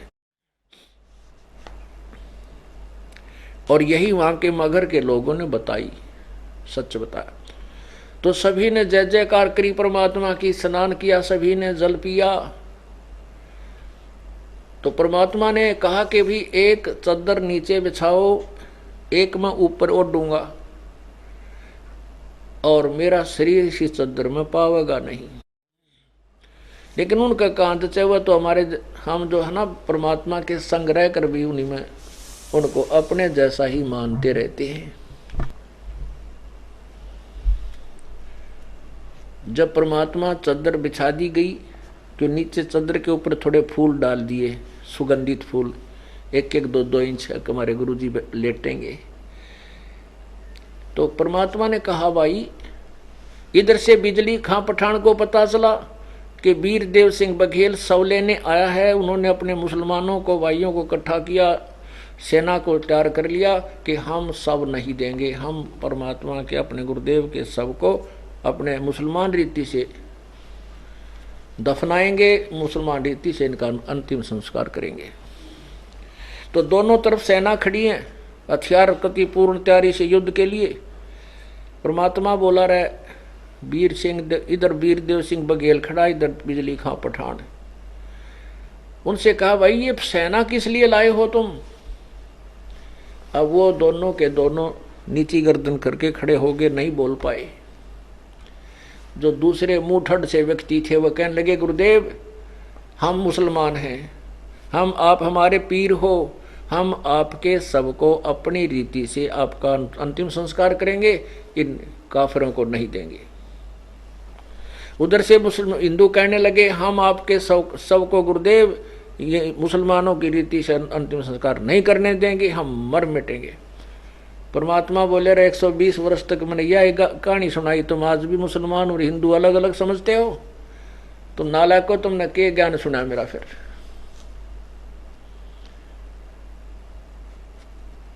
तब परमात्मा ने कहा कि ध्यान से सुन लेना, अगर तुमने युद्ध किया तो मेरे से बुरा नहीं होगा, तुम्हारा अनर्थ हो जाएगा। अब उनको पता था शक्तिशाली है परमात्मा के शब्द में, वचन में शक्ति है, लेकिन फिर भी वो मूड ऊपर से तो कहने लगे जो आपकी आज्ञा, पर अंदर से न्यू था भगवान एक बार शरीर छोड़ा फिर देखना क्या करते हैं।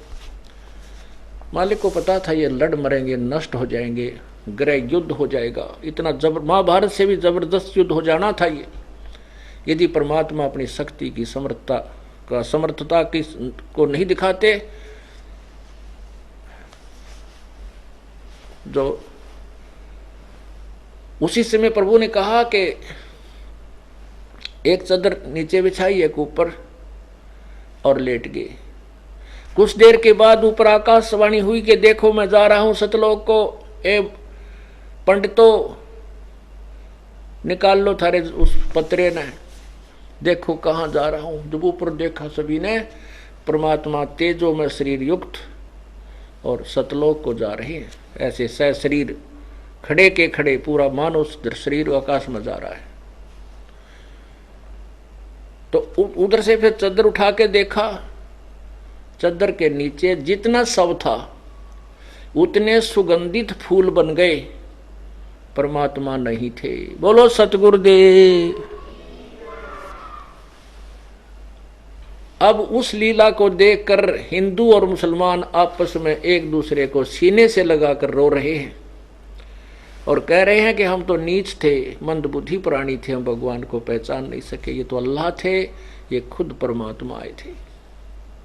कहाँ तो वहां कत्लेआम हो जाना था और कहाँ एक प्रेम की दरिया बहगी, हिंदू और मुसलमान आपस में बड़े प्यार से एक दूसरे से सीने से लगा रहे हैं।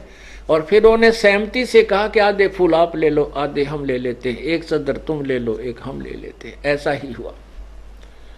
पुण्यात्माओं, महाभारत के युद्ध को श्री कृष्ण नहीं टाल सका और इस महाभारत से भी जबरदस्त भयंकर युद्ध को परमात्मा ने सेकंडों में टाल दिया। मासा घटे न चल बधे, वेदना लिखे जो लेख, साचा सतगुरु मेट कर भाई ऊपर मारे मेख। अब परमात्मा की वाणी सुनाते हैं। चले कबीर मगर के ताही, तावा फूलन सेज बिछाई, दोनों दीन अधिक परवाहु, दोषी दुश्मन और सब साहू। ता बिजली खान चले पठाना, वीर सिंह बघेल पद परवाना, काम काशी उमटी चली मगर को, कोई न पावे तास डगर को। काशी भी उमड़ कर चल पड़ी। काशी के लोग बैरागी सन्यासी योगी, चले मगर को शब्द वियोगी, 3 रोज में पहुंचे जाई, तावा सुमरण राम खुदाई। दोहु दीन है बाहा जोड़ी, शस्त्र बांध लिए भर गोली। दोनों ने कहते बाँच डाली और लिए लड़ने को तैयार, और शस्त्र तैयार कर लिए, गोली भर ली। वे गाडे वो जारन कहीं, दोनों दीन अधिक से फही। तहाँ कबीर एक कही एक भाषा, शस्त्र करे सो तही तलाका। शस्त्र करे सो हमारा द्रोही, जाकी पैज पे छोड़ी होई। जो लड़ेगा वो मेरा शत्रु होगा, मेरा विरोधी होगा, उसका विनाश हो जाएगा। सुन बिजली खां बात हमारी, हम हैं शब्द रूप निराकारी, हम हैं शब्द रूप निराकारी निर्विकारी। सुन बिजली खान बात हमारी, हम हैं शब्द रूप निर्विकारी। वीर सिंह बघेला बिनती कर है, हे सतगुरु तुम किस विध मर हो। वीर सिंह बघेला प्रार्थना करते हैं, सतगुरु आप कैसे प्राण त्यागोगे, क्या कैसे होगा आपका अंत। तावा चादर फूल बिछाए, सेजा छाड़ पदी समाये। 2 चादर 2 दीन उठावे हैं, ताके मध्य कबीर न पावे। परमात्मा ने कहा कि 2 चादर तुम एक एक ले लेना, आधी आधी, एक चादर वो ले लेना, एक वो ले लेना, उसके बीच कबीर नहीं पाओगा। 2 चादर 2 दीन उठावे, ताके मध्य कबीर न पावे। तावा अवगत फूल सुवासी, मगहर घोरा चौरा काशी।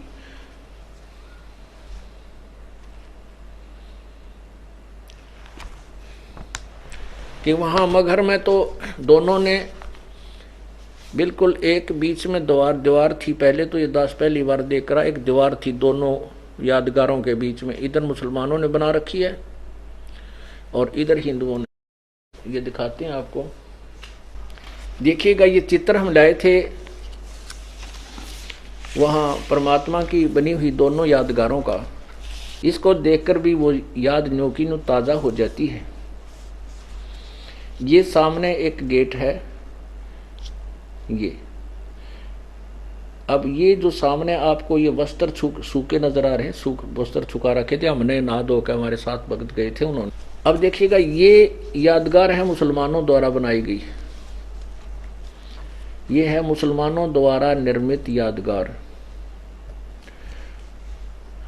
सशरीर सतलोक प्रस्थान के पश्चात परमेश्वर कबीर जी की याद में मगहर में मुसलमानों द्वारा निर्मित यादगार ये नीचे, और ये हिंदुओं द्वारा निर्मित यादगार। ये दोनों देखो ना पूरा,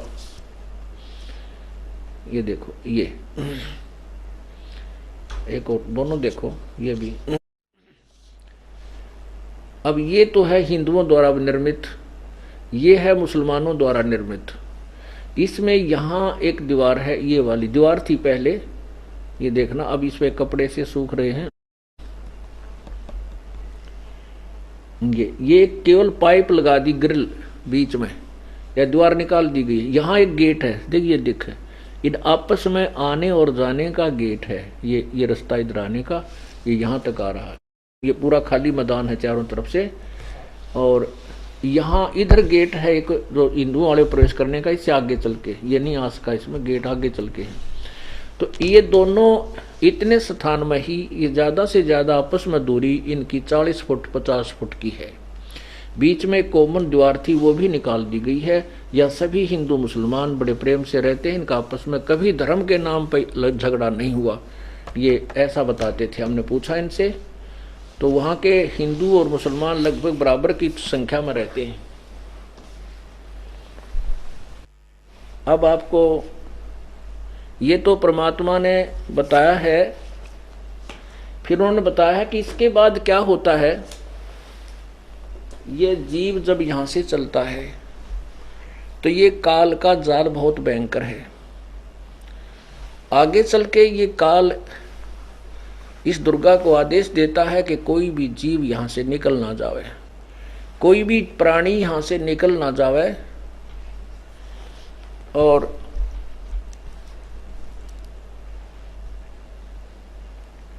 उसको किसी ना किसी तरीके से फांसना है, फंसाना है। तो जब परमात्मा यहाँ से सशरीर जा रहे थे तो रास्ते में ये दुर्गा मिली। इसने एक सुंदर स्त्री का रूप धारण किया, बहुत खूबसूरत, और परमात्मा से कहा कि आप मेरे साथ शादी करो, मैं आपकी पत्नी रूप में रहूंगी, आप मेरे पति रूप में रहोगे। तब परमात्मा ने कहा कि तुझे धोखा लग गया है,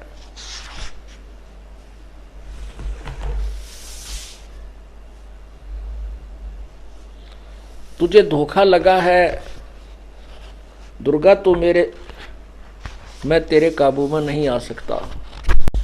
तो क्या कहते हैं कि नाम अगर पियाना सतगुरु की नाम अगर ना, सतगुरु की नाम अगर पियाना हो, दोनों दिन चले संग जाके हिंदू मुसलमाना हो, दोनों दिन चले संग जाके हिंदू मुसलमाना हो।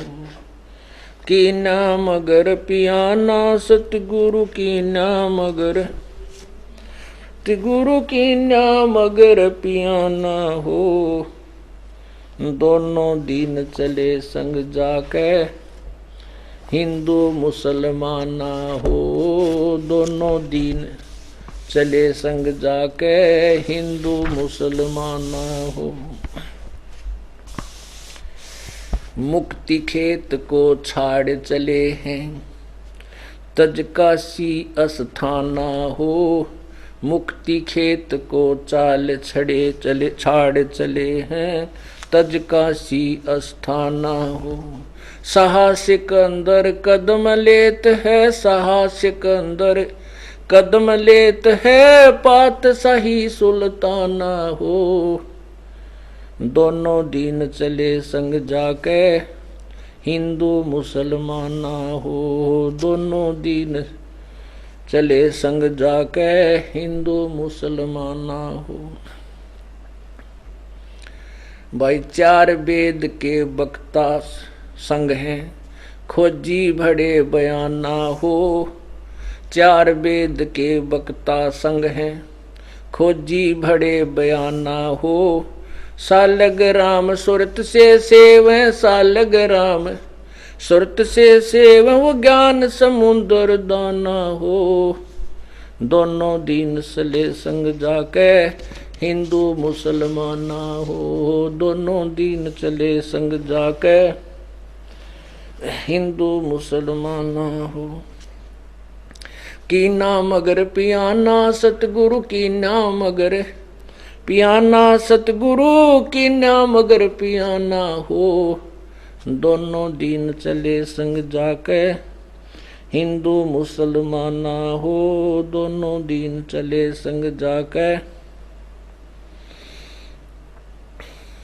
सठ दर्शन जाके संग चले, वो गावत बाणी नाना हो। अपना सठ दर्शन संग चाले, संग जाके चाले, गावत बाणी नाना हो। अपना अपना इष्ट संभाले, अपना अपना इष्ट संभाले, वो बच्चे पोथी पाना हो। दोनों दीन चले संग जाके हिंदू मुसलमाना हो। दोनों दीन चले संग जाके हिंदू मुसलमाना हो। भाई चादर फूल बिछाए सतगुरु, वो देखे सकल जिहाना हो। चादर फूल बिछाए सतगुरु, देखे सकल जिहाना हो। चार वेद से चार दाग से रहित जुलैदी, चार दाग से रहित जुलैदी, अवगत अलख अमाना हो। दोनों दीन चले संग जाके हिंदू मुसलमाना हो। दोनों दीन चले संग जाके हिंदू मुसलमाना हो।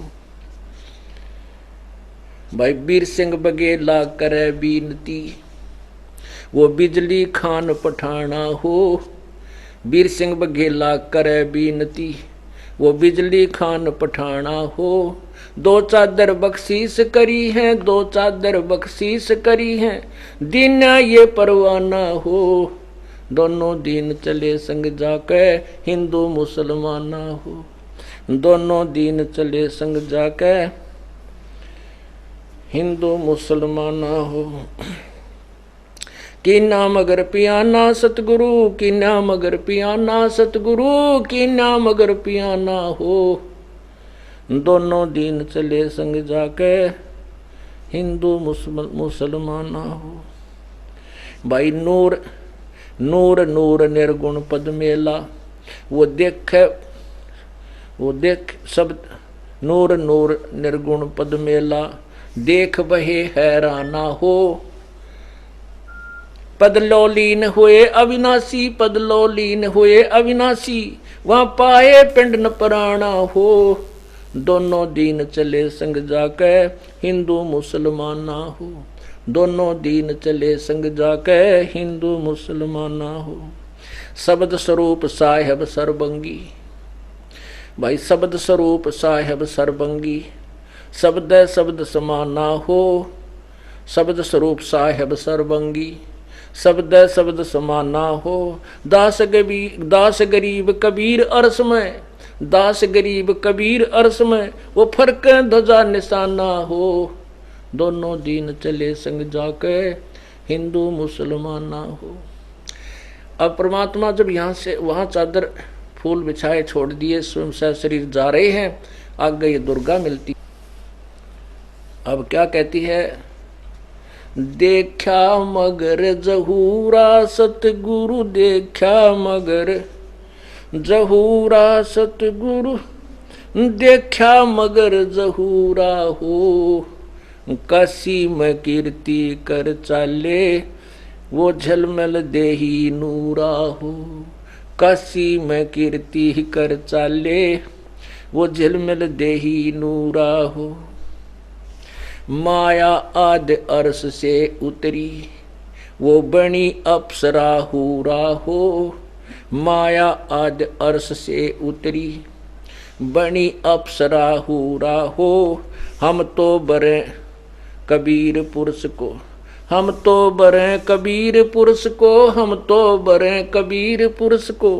तुम हो दुल्हा पूरा हो, देखा मकाशी में कीर्ति कर चाले। वो झिलमिल देही नूरा हो, काशी में कीर्ति कर चाले। झिलमिल देही नूरा हो, माया कहे कबीर पुरुष से, मेरा देखो बदन जहूरा हो।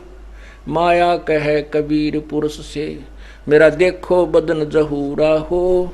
अरस विमान स्वर्ग में मंदिर, अरस विमान स्वर्ग में मंदिर, भोग गए हमको सूरा हो। काशी में कीर्ति कर चाले, वो झिलमिल देही नूरा हो। काशी में कीर्ति कर चाले, वो झिलमिल देही नूरा हो। कह कबीर सुनोरी माया, कह कबीर सुनोरी माया, ये कुटिल नजर तुम गूरा हो। कह कबीर सुनोरी माया, ये कुटिल नजर तुम गूरा हो। जिन भोगी सोए कल रोगी, जिन भोगी सोए कल रोगी, वो होगे धूर मधुरा हो। काशी में कीर्ति कर चाले, झिलमिल देही नूरा हो। काशी में कीर्ति कर चाले, झिलमिल देही नूरा हो। माया कहे कबीर पुरुष से, मैं हूँ जग से दूरा हो। माया कहे कबीर पुरुष से, मैं हूँ जग से दूरा हो। मैं तुम्हारी पटरानी दासी, मैं तुम्हारी पटरानी दासी, रखूं पलक हजूरा हो। काशी में कीर्ति कर चाले, वो झिलमिल देही नूरा हो। देखा मगर जहूरा सतगुरु, देखा मगर जहूरा सतगुरु, देखा मगर जहूरा हो। काशी में कीर्ति कर चाले, झिलमिल देही नूरा हो। कह कबीर सुनोरी माया, तुम हो लड्डू बूरा हो। कह कबीर सुनोरी माया, तुम हो लड्डू बूरा हो। जो तुझे खावे सो बह जावे, जो तुझे खावे सो बह जावे, वो तास अकल के कूरा हो। काशी में कीर्ति कर चाले, वो झिलमिल देही नूरा हो। काशी में कीर्ति कर चाले, वो झिलमिल देही नूरा हो। भाई श्वेत मुकुट जहाँ श्वेत छत्र है, जो श्वेत मुकुट जहाँ श्वेत छत्र है, वो बाजे अनहद तूरा हो। दास श्वेत मुकुट जहाँ श्वेत छत्र है, बाजे अनहद तूरा हो। दास गरीब कह सुन माया, कह कबीर सुनो सुनो, कह कबीर सुनो हो माया, हमसे रहियो दूरा हो। काशी में कीर्ति कर चाले, झिलमिल देही नूरा हो। काशी में कीर्ति कर चाले, झिलमिल देही नूरा हो। परमात्मा हमें यही सतर्क करते हैं कि तुम सतगुरु की आड़ मत छोड़ना। अंत समय में भी आप परमात्मा से दूर होगे और आप यहाँ से जाओगे, आपको स्वर्ग भेजा जाएगा। क्योंकि आप प्रथम मंत्र का जो जाप कर रहे हो वो बहुत ज़बरदस्त, बहुत कीमती है। उसके बाद सतनाम का जो जाप आपको प्राप्त है, इसकी भी बहुत महिमा है। वहाँ जाकर के आपको ऐसा लालच दिया जाएगा कि आप इतने कच्चे हो, क्योंकि सतगुरु की आड़ बिना हम इनसे बच नहीं सकते, चाहे कितनी बात बना ले कोई। तो ऊपर जाके काल ने अपनी सब छोड़ रखी हैं। कहते हैं 12 करोड़ धर्मराज जो है, काल प्रेरणा से इसकी 12 करोड़ अप्सराएं हैं, ये वहाँ घूमती रहती हैं। इसके विपरीत ऐसे ही देव पुरुष बनाए हुए हैं जो स्त्री की आत्मा को बाधक बनते हैं। तो हम यहाँ से परमात्मा की आड़ हमसे छूट गई, पार होने की बात मत देखना। अंतिम श्वास तक हमने सतगुरु की छाया में रहना पड़ेगा, वही हमें यहाँ से लेकर निकाल सकता है। हम बेशक कितने ही साधक भी बन जाएं, लेकिन हमारी अंतःकरण में वीकनेस बहुत रहेगी। वो ऑप्शन वो परमात्मा ग्रेस देगा, हमारे को ग्रेस मार्ग देकर हमें निकालेगा, वो साथ लेकर जाएगा। वो आपको त्रिकुटी में मिलेगा, वहाँ से फिर प्रभु इस दास के रूप में होगा। आपने फिर अपने ही, क्योंकि इस ज्ञान के आधार से वहाँ किसी भी लालच की तरफ नहीं देखना, केवल अपने सतगुरु के साथ ही रहना, सतलोक ऐसे जाया जाएगा। बोलो सतगुरुदेव सत साहिब।